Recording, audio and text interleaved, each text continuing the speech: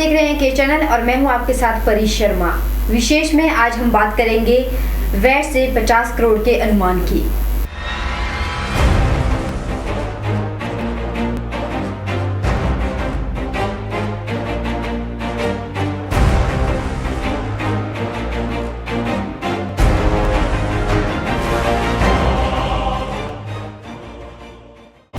केंद्र सरकार भले ही देश की जनता को पेट्रोल और डीजल के दामों में कटौती कर राहत पहुंचा रही हो, लेकिन राज्य सरकार ने ठान ली है कि वह लोगों को राहत नहीं देगी। यह बात हम नहीं कह रहे, बल्कि यह कहना है लोगों का। लेकिन उससे पहले जानते हैं कि केंद्र सरकार ने कितनी राहत दी जनता को।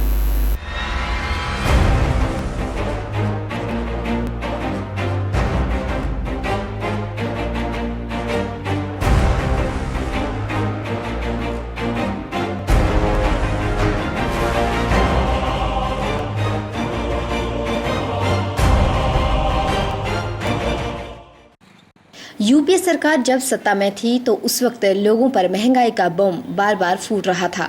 बार बार लोगों की जेब का बजट बिगड़ता था। गृहिणी अपनी रसोई में पूरी तरह से खाना पका नहीं सकती थी।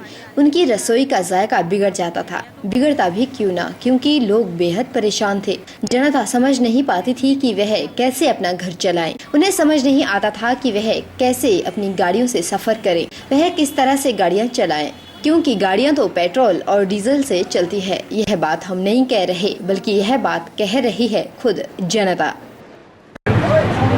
अब राज्य सरकार और ये हमारी ये सरकार है तो अब ने क्या करना। अब गृहिणियाँ तो बीच में फंस जाती है।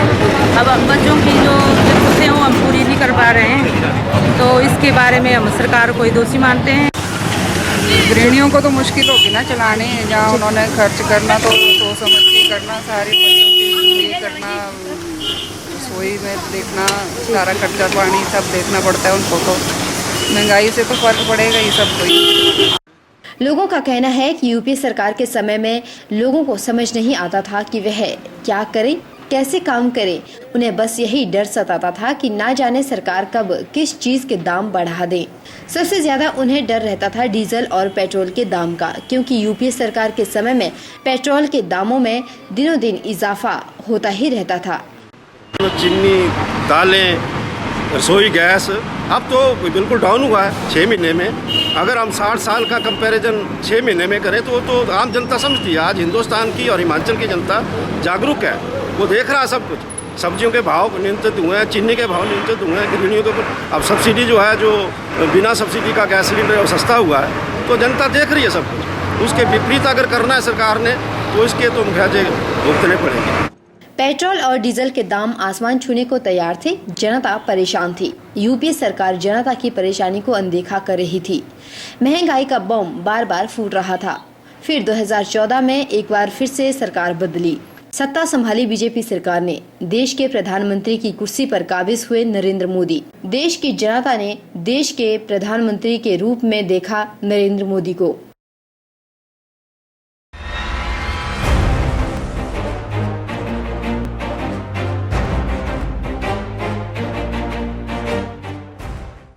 फिर भारत के प्रधानमंत्री बने नरेंद्र मोदी। लोगों ने मोदी से ढेर सारी उम्मीदें रखी।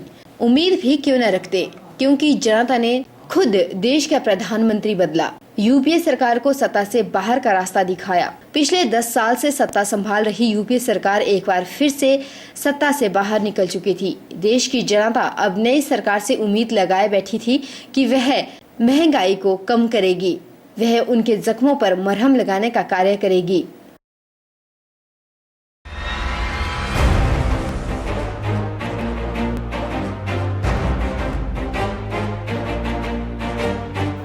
ब्यूरो रिपोर्ट के चैनल।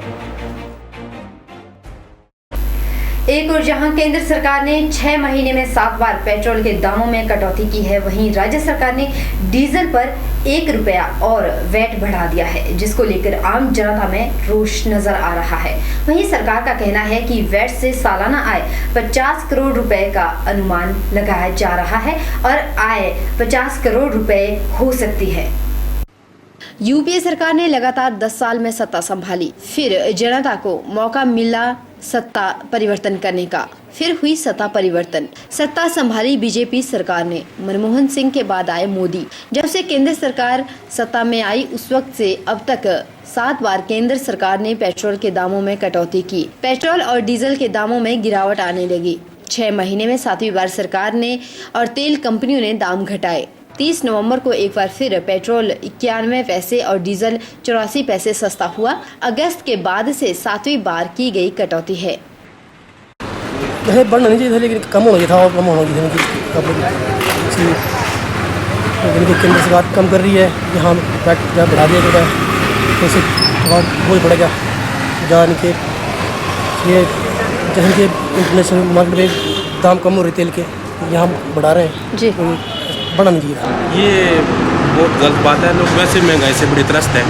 अगर इस प्रकार सरकार केंद्र द्वारा किए गए प्रयासों को विफल करती रहेगी तो सबका इसमें जनता का भी और सबका अहित है। मेरा तो ये मानना है। ये बिल्कुल जन विरोधी कार्य है। मेरी एक पर्सनल ऐसा मानना है कि सरकार को चाहिए कि इतनी महंगाई के दौर में जनता को थोड़ा राहत दी जाए, बजाय इसके कि जो केंद्र सरकार द्वारा सहूलतें प्रदान की जा रही हैं उनको अपने प्रयासों से नलीफाई कर दें।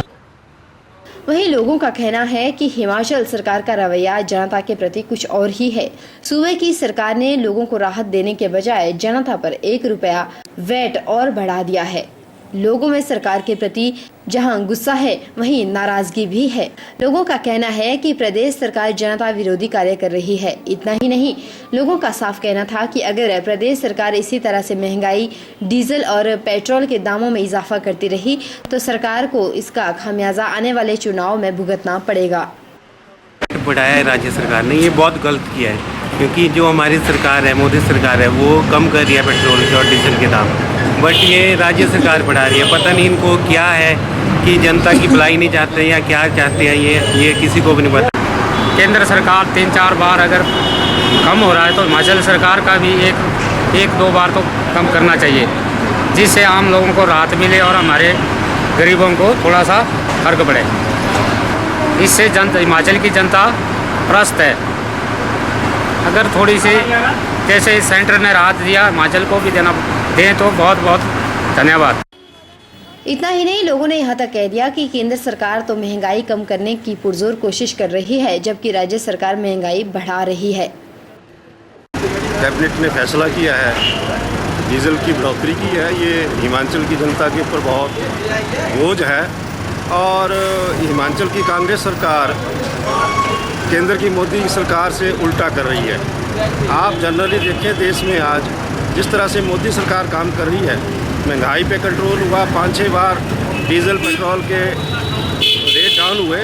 उसके विपरीत वीरभद्र सरकार ने 2 बार बैट लगा करके हिमाचल की जनता के ऊपर बोझ डाला है। इसी तरह केंद्र में अगर डाउनफॉल हुआ है कांग्रेस का तो उसकी भ्रष्ट नीतियों की मैक्सिमम लोग जो थे, इतना जबरदस्त भ्रष्टाचार हुए, जनता त्रास्त हुई और जनता की त्रास्ती का फल कांग्रेस को भुगतना पड़ा।